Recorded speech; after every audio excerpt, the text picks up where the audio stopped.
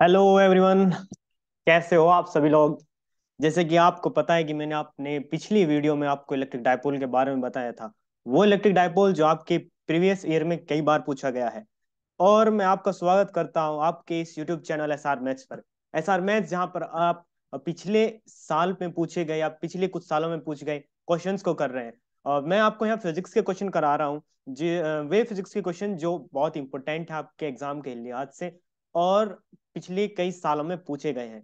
उन्हीं क्वेश्चंस को आज मैं भी डिस्कस करने वाला हूँ। उन्हीं क्वेश्चंस को आज मैं डिस्कस करने वाला हूँ अपनी इस वीडियो में। आज एक पर्टिकुलर टॉपिक आपको मैं पढ़ाऊंगा। और उस टॉपिक को हम क्या नाम देंगे अभी आगे देखते हैं। एसआर मैथमेटिक्स जहां पर आप प्रीवियस ईयर के इंपॉर्टेंट टॉपिक्स कर रहे हैं और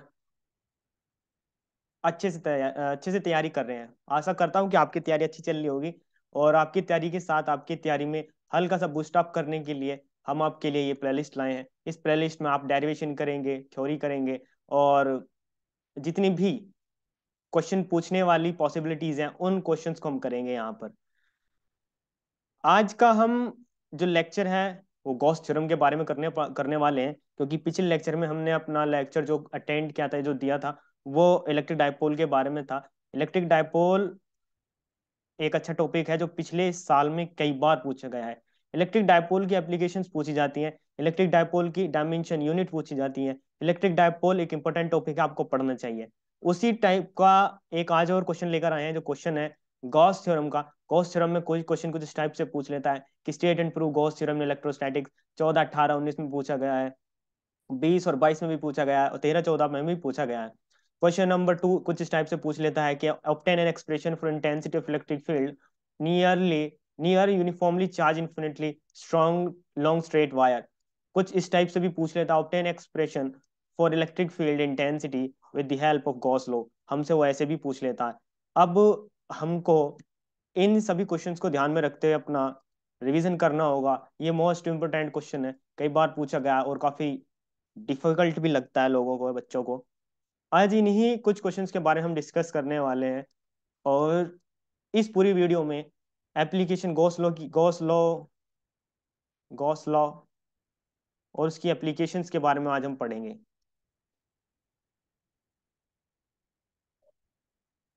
so without wasting time let's start our video.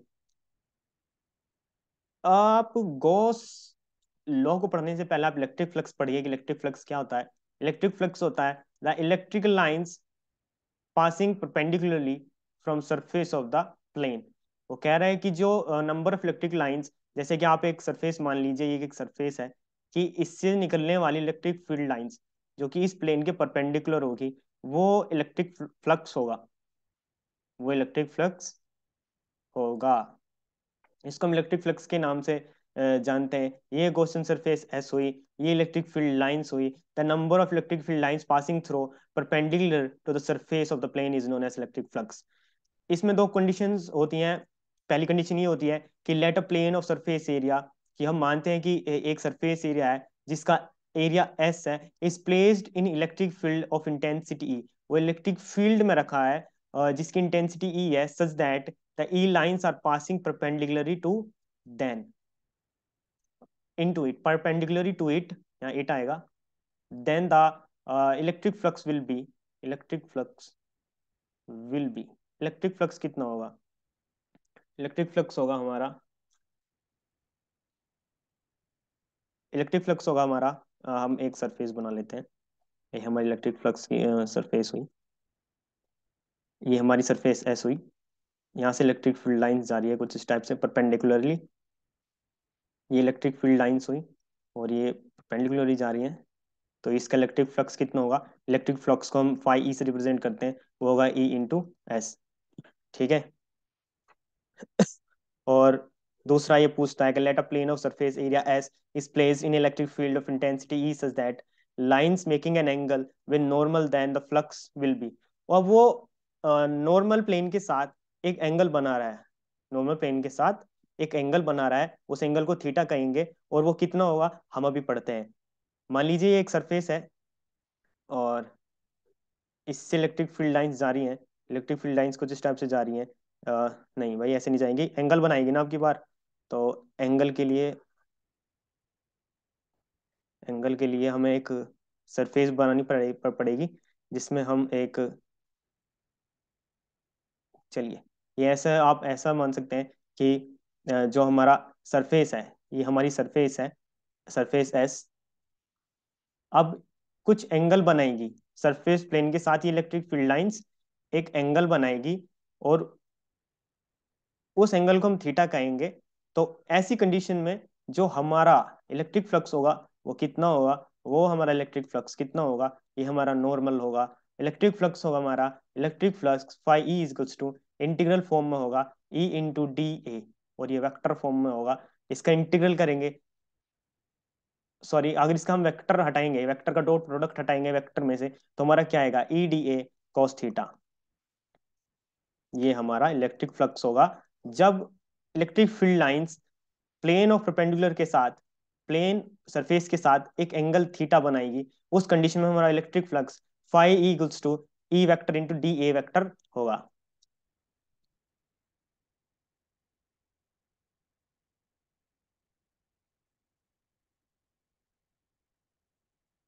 और अगला टॉपिक चलते हैं। इलेक्ट्रिक फ्लक्स के बाद हम गॉस थ्योरम के बारे में पढ़ेंगे कि गॉस थ्योरम क्या होती है। इलेक्ट्रिक फ्लक्स आपने पढ़ा कि इलेक्ट्रिक फ्लक्स क्या होता है, the number of lines passing through plane surface of perpendicularly is known as electric flux.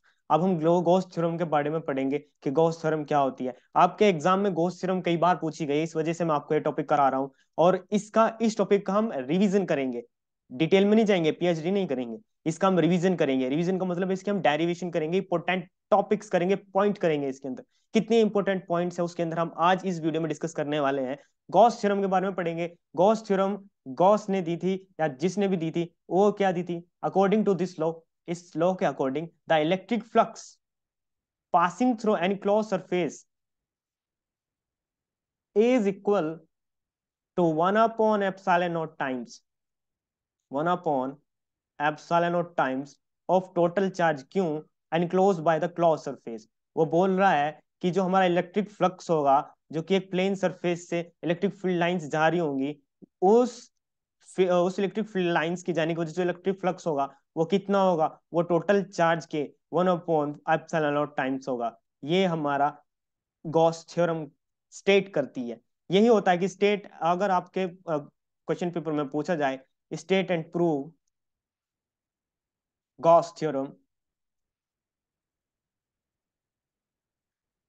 तो आप पहले ये डेफिनेशन लिखने के बाद आप ये लिखेंगे कि ये इसका स्टेटमेंट होता है, गॉस थ्योरम का स्टेटमेंट यही होता है।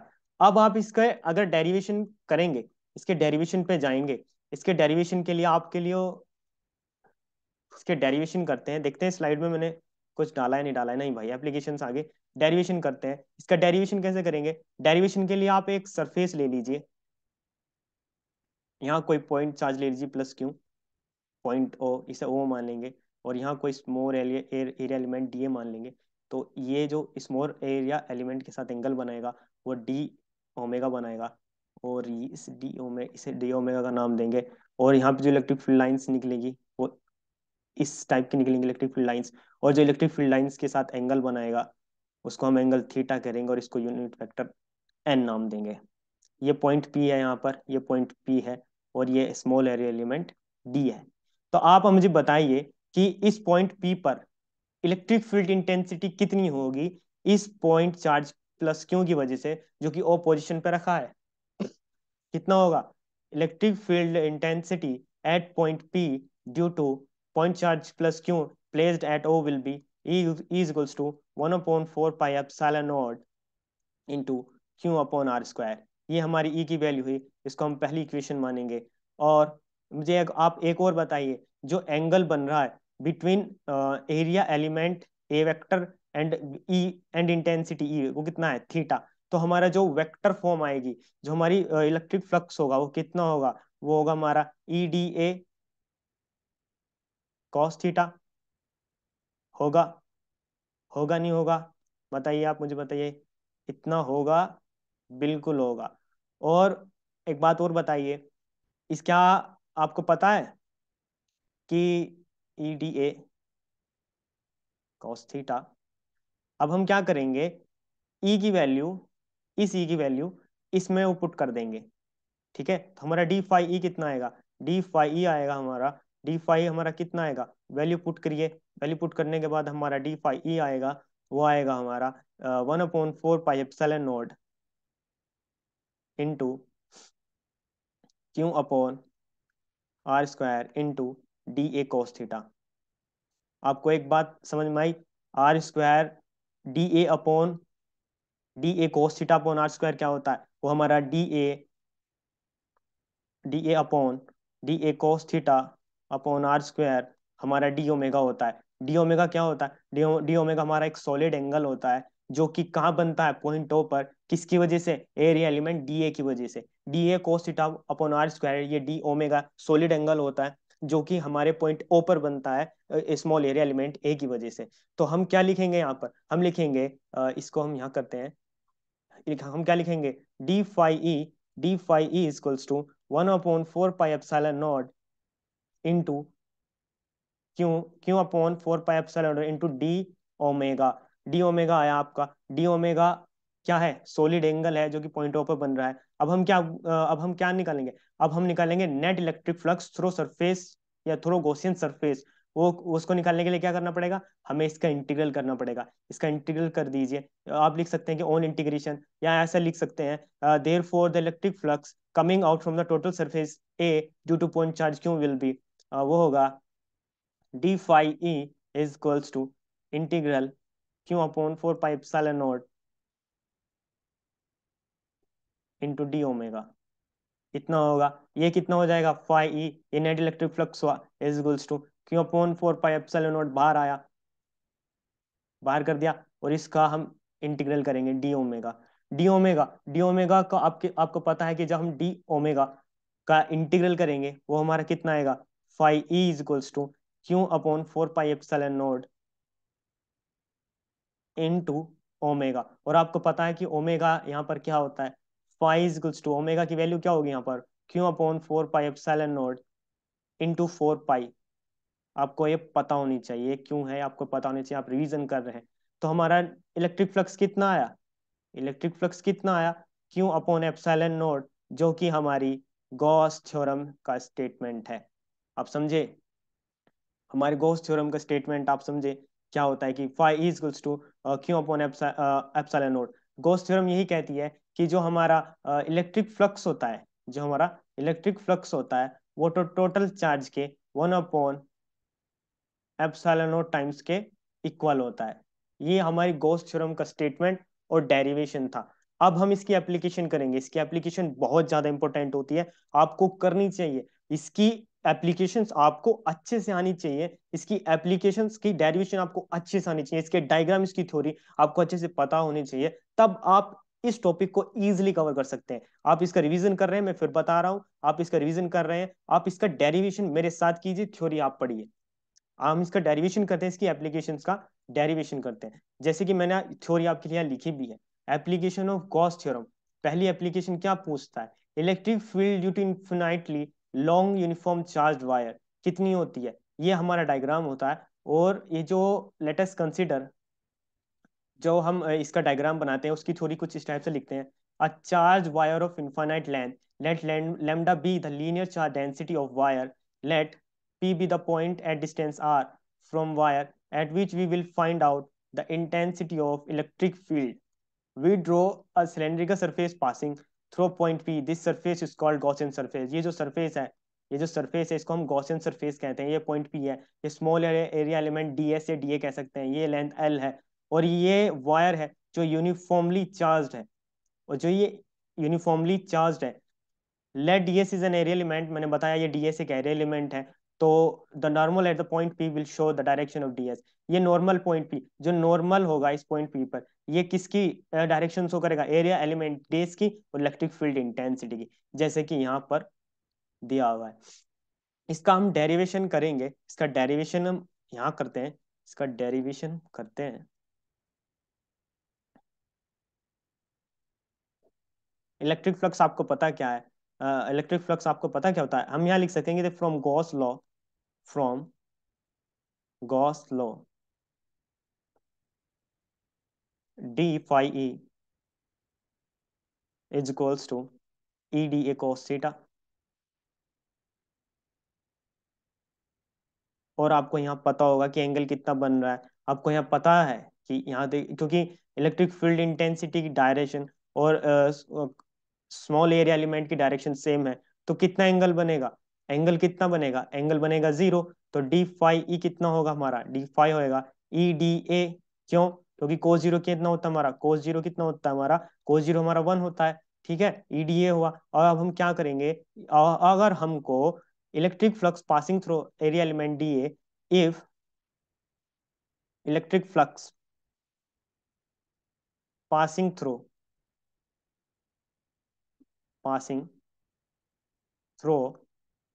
Gaussian surface, Gaussian सरफेस, तो हमारा इलेक्ट्रिक फ्लक्स कितना होगा? इसका इंटीग्रल कर दीजिए सीधे सीधे। इसका इंटीग्रल करेंगे हम, d phi e equals to, e बाहर आएगा, हमारा इलेक्ट्रिक फील्ड इंटेंसिटी बाहर आएगी क्योंकि क्या है, कांस्टेंट है। और इसका इंटीग्रल फाई होगा, और इसका डी ए। अब आपको पता होगा कि जो कर्व्ड सरफेस एरिया होता है, जो कर्व्ड सरफेस एरिया होता है सिलेंडर का, वो कितना होता है? होता है 2 पाई आर एल। यहाँ पर हम 2 पाई आर एल रखेंगे एरिया की जगह। तो phi E is equals to e into 2 pi r l. आ गया? आ गया नहीं आ गया? आया क्यों? देखिए, ऐसे इसको हम ऐसे भी लिख सकते हैं, E into A.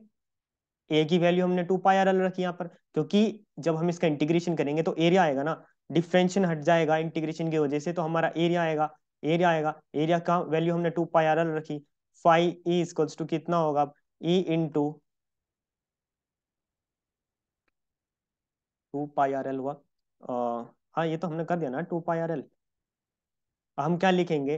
From Gauss theorem. अरे यार, ये मेरे से लाइन सीधी नहीं खींचती कभी। ये लाइन कभी सीधी नहीं खींचती। अभी खींचते हैं सीधी लाइन एकदम।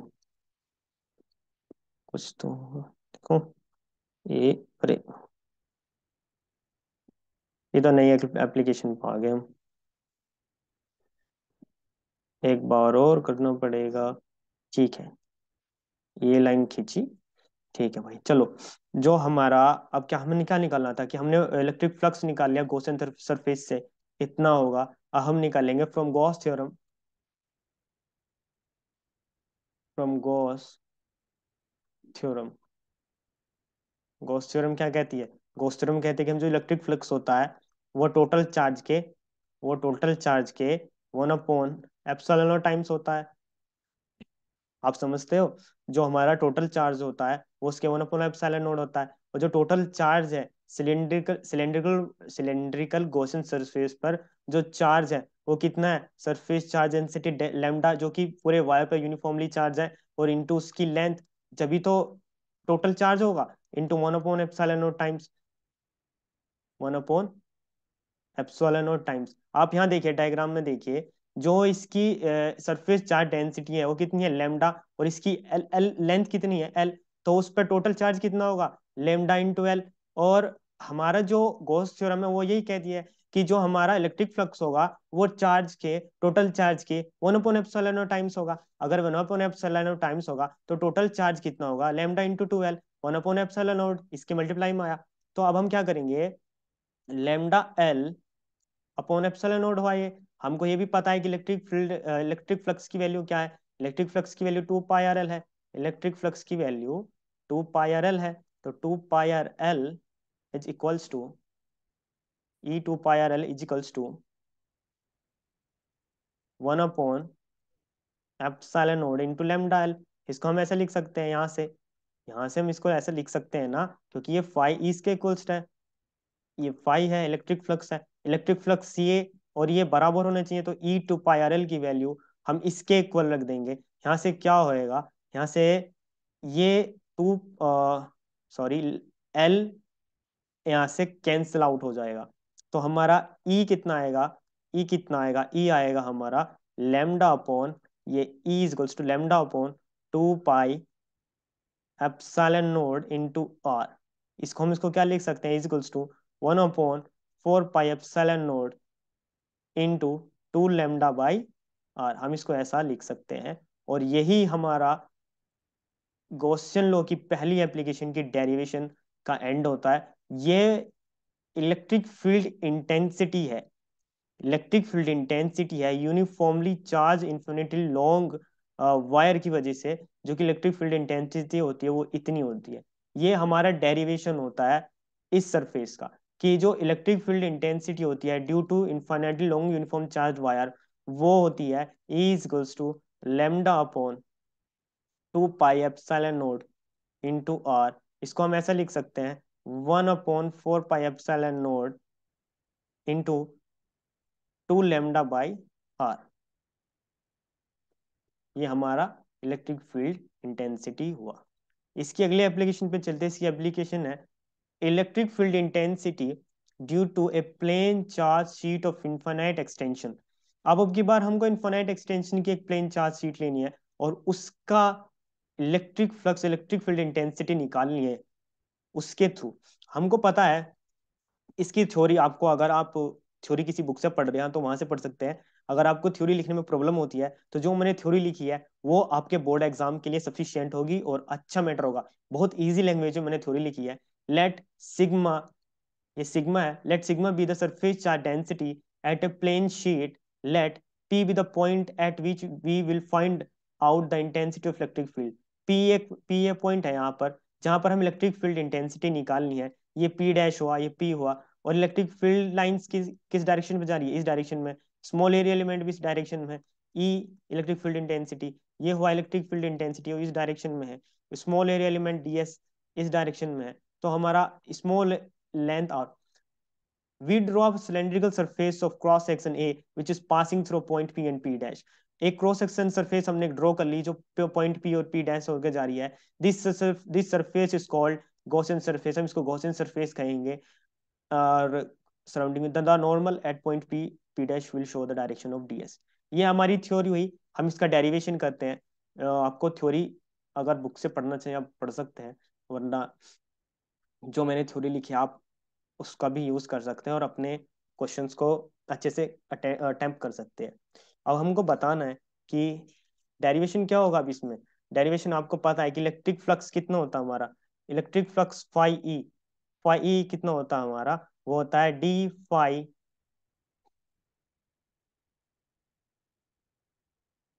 क्यों equals to E d A cos theta. ये इलेक्ट्रिक फ्लक्स है। अरे यार ये फाई ई है यहाँ पर। Electric flux phi E differential form में इलेक्ट्रिक फ्लक्स है ये। तो ईडीए कोस थीटा होता है। थीटा की वैल्यू क्या है यहाँ पर, जीरो जीरो। तो ईडीए कॉस जीरो कितना हुआ, ईडीए बस। EDA cos zero zero one हुआ तो ईडीए हुआ इलेक्ट्रिक फ्लक्स। तो अब हम क्या करेंगे, जो हमारा ये इलेक्ट्रिक फ्लक्स है डिफरेंशियल फॉर्म में वो इतना आया। जो हमारा इलेक्ट्रिक फ्लक्स है वो ईडीए है। हमको पता है जो इलेक्ट्रिक फ्लक्स होगा कर्व सरफेस एरिया के लिए, electric flux for curved surface of cylinder, curved surface of cylinder, वो कितना होगा, d phi N equals to E vector into d A vector equal to E d A dash equal to cos 90 which is equals to zero. आप समझे, आप समझे। So हम यहाँ लिखेंगे सो इलेक्ट्रिक फ्लक्स, जो इलेक्ट्रिक फ्लक्स होगा, जो इलेक्ट्रिक फ्लक्स होगा passing through cylinder, passing through cylindrical, cylindrical Gaussian surface, Gaussian surface, वो कितना होगा, वो होगा phi E equals to phi P plus phi Q plus phi N. ये तो हमारा नेट हुआ। हमारा नेट इलेक्ट्रिक फ्लक्स ही तो होगा। तो फाई ई इक्वल्स टू कितना होगा, 2 into e d a plus 5 into E into d ए। ये हमारा वेक्टर फॉर्म में, ये वेक्टर फॉर्म में है।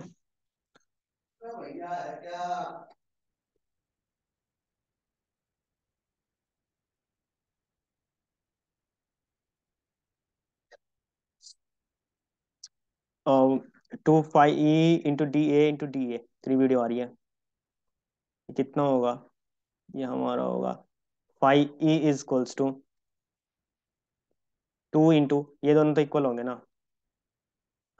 Phi equals to 2 into e d a plus 0, e d a plus 0। तो ये कितना होगा, phi E equals to 2 into e bar d a का हम इसका इंटीग्रेशन करेंगे तो कितना आएगा, फाई ई इक्वल्स टू 2 ई ए। आपको एरिया का पता है कि एरिया कितना होता है सिलेंड्रिकल के लिए, जो सिलेंड्रिकल का हमारा कर्व सरफेस एरिया आपको पता है कितना होता है। अब हम क्या करेंगे, यहाँ से गॉस थ्योरम से लेंगे, but from Gauss theorem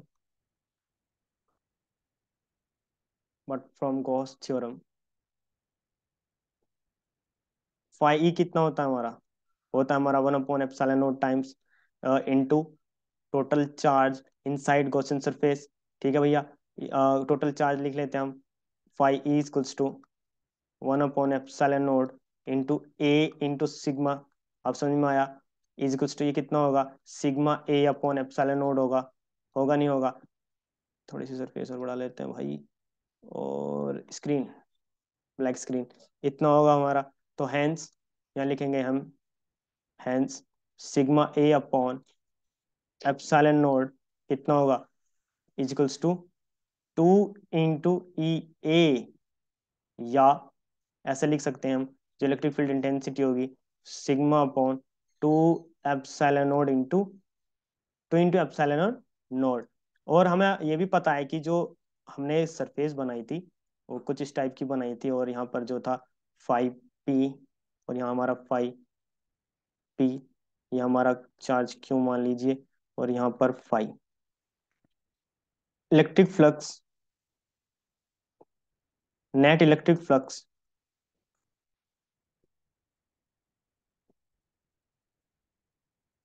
linked with cylinder, linked with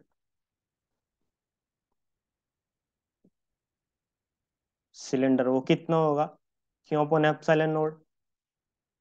यही तो होता है हमारा electric flux. Hence if electric flux linked with, ये मैं आपको लिखा रहा हूँ, आपको लिखना पड़ेगा, अच्छा, electric flux linked with surface या plane surface is 5 p, then the net E flux will be,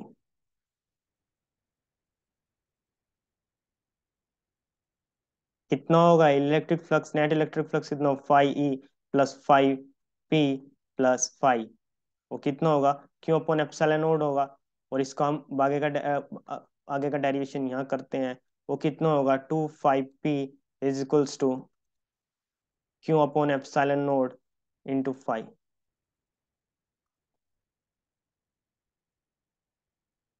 ये पी होगा यहाँ, 2 5 P is equals to, sorry, 5 P is equals to 1/2 Q upon epsilon node minus के 5। ये हमारा electric field होगा, electric flux होगा किसी भी यूनिफॉर्मली लॉन्ग चार्ज्ड शीट की वजह से, जिसकी एक्सटेंशन कितना होगा, इनफाइनाइट एक्सटेंशन होगा। ये हमारा टोटल डेरिवेशन होगा इस वाली सरफेस का। अगर आपको समझ में नहीं आया, अगर इसका आपको डेरिवेशन समझ में नहीं आया, तो आप ऐसा देखिए, यहाँ पर देख सकते हैं, आप देख सकते हैं, जो जैसे कि मैं आपको समझा रहा हूँ डेरिवेशन, जो इसका नेट इलेक्ट्रिक फ्लक्स होगा वो कितना होगा, हमारा 5 E D 5 into e D cos theta होगा। और इसको हम, आपको पता है कि यहाँ पर एंगल कितना होगा, कोस जीरो का आपका पता है कितना, कोस जीरो कितना होता है, कोस जीरो 1 होता है। तो हमने यहाँ थीटा की वैल्यू क्या रखी, यहाँ थीटा बराबर जीरो रख दिया। और थीटा जीरो रख दिया तो कितना हुआ, थीटा जीरो रख के कोस कोस जीरो की वैल्यू कितनी हुई, कोस जीरो की वैल्यू वन हो गई। और आपको पता है कि जो D5P, आप यहाँ लिख सकते हैं कि D5, जो हमारा D5P D5E क्यों के इक्वल होगा, जो हमारा D5P, यहाँ थोड़ी सी मिस्टेक हुई, क्यों D5P D5 क्यों के इक्वल होगा, वो कितना होगा ADA को जीरो होगा। और यहाँ पर जो D5N होगा हमारा, जो D5N होगा वो EDA होगा, D5N होगा जो ED, ये सही था, सही था भाई, मिस्टेक नहीं हुई है। जो D5N होगा हमारा EDA होगा, EDA जो हमारा नेट इलेक्ट्रिक फ्लक्स होगा वो EDA डैश होगा। यहाँ पर थीटा की वैल्यू क्या रखेंगे हम, थीटा की वैल्यू हम 90 डिग्री रखेंगे, तो 90 डिग्री रखने पर cos 90 कितना हो जाएगा, जीरो हो जाएगा। जो नेट इलेक्ट्रिक फ्लक्स होगा वो 5P plus 5Q plus 5N करके जब हम निकालेंगे, जब इनका इनका सम नेट इलेक्ट्रिक फ्लक्स के इक्वल होगा, तो हम इन तीनों को जोड़ देंगे तो 2 फाइव, ये दोनों तो इक्वल हैं, पी और क्यू वाले इलेक्ट्रिक फ्लक्स इक्वल हैं, तो 2 × 5 × DA प्लस 5 × DA, ये इलेक्ट्रिक फ्लक्स इसका हुआ। और यहाँ पर हमने 2 5 × DA, इसका कितना हुआ, DA का जीरो हुआ, तो हमने to electric flux equals to 2 × EDA कर दिया। और आपको पता है कि 2 × A, इसका डिफरेंशियल, एरिया एलिमेंट का डिफरेंशियल, एरिया एलिमेंट का इंटीग्रेशन हमारा A हुआ। और हम गॉस थ्योरम से हमको पता है कि जो हमारा इलेक्ट्रिक फ्लक्स होता है, जो इलेक्ट्रिक फ्लक्स होता है वो टोटल चार्ज के 1/एप्सिलॉन टाइम्स होता है। टोटल चार्ज कितना है हमारा, टोटल चार्ज है हमारा area into sigma, area into sigma surface charge density है ना ये, sigma surface charge density, area के साथ हम सरफेस चार्ज डेंसिटी की मल्टीप्लाई करेंगे तो टोटल चार्ज आ जाएगा हमारा। तो इलेक्ट्रिक फ्लक्स कितना हुआ, 5 इंटू सिग्मा, सिग्मा इंटू A/एप्सिलॉन नॉट हुआ हमारा। और हमको ये पता है, ब्लैक स्क्रीन कहाँ गई हमारी, जो हमारी ब्लैक स्क्रीन थी, ब्लैक स्क्रीन गायब हो गई। और कोई बात नहीं। और जो हमारा इलेक्ट्रिक फ्लक्स हमने निकाला था वो सिग्मा A/एप्सिलॉन नोट निकाला था, 2E × A निकाला था। इसको करके सॉल्यूशन करने के बाद हमने हमने आपको पूरा इसका डेरिवेशन करा दिया था। और ये हमारा आज का टॉपिक था, जो कि काफी बढ़िया टॉपिक है और कई बार आपके प्रीवियस एरिया में पूछा गया है। उम्मीद करता हूँ कि इस वीडियो को देखने के बाद आपके गॉसियन थ्योरम का कोई डाउट नहीं रहेगा। ये लास्ट वाला थोड़ा आपको डिफिकल्ट लगेगा क्योंकि टिपिकल हमें भी लगता है और काफी पेचीदा सा टॉपिक है। कोई बात नहीं, आप थोड़ा प्रैक्टिस करते रहिए, डेरिवेशन करते रहिए, आप इनको लिख लिख के देखिए कि आपको आपसे कहाँ गलती होती है। आप जैसे जैसे आप इसको कवर करेंगे, आप इसको बार बार लिख कर देखेंगे, आपका डेरिवेशन तैयार हो जाएगी। आपको आपको फिजिक्स पढ़ने के लिए सिंपल फॉर्मूला बनाना है। सिंपल फॉर्मूला ये होना चाहिए कि फिजिक्स पढ़ने से पहले या किसी भी टॉपिक को पढ़ने से पहले आप वेल प्रिपेयर्ड रहिए। वेल प्रिपेयर का मतलब ये है कि आप पहले से ये सोच के चलिए कि इस टॉपिक में डेरिवेशन आएंगे, मैं डेरिवेशन करूंगा, इस टॉपिक में टिपिकल थ्योरी आएगी, मैं टिपिकल थ्योरी को तैयार करूंगा, इस पर्टिकुलर टॉपिक में अच्छी कैलकुलेशन आएगी तो मैं पर्टिकुलर कैलकुलेशन करूंगा। आप ऐसा मान के चलिए और आप तब तक के लिए अपनी किताबों से दोस्ती बनाए रखिए और देखते रहिए हमारे यूट्यूब चैनल को। हमारी प्रीवियस वीडियो को देखें, वहां पर हमने इलेक्ट्रिक डायपोल पढ़ा दिया है। और तब तक के लिए बाय बाय, टेक केयर। मिलते हैं चैप्टर 2 के साथ, इंपॉर्टेंट टॉपिक्स के साथ। जय हिंद, जय भारत।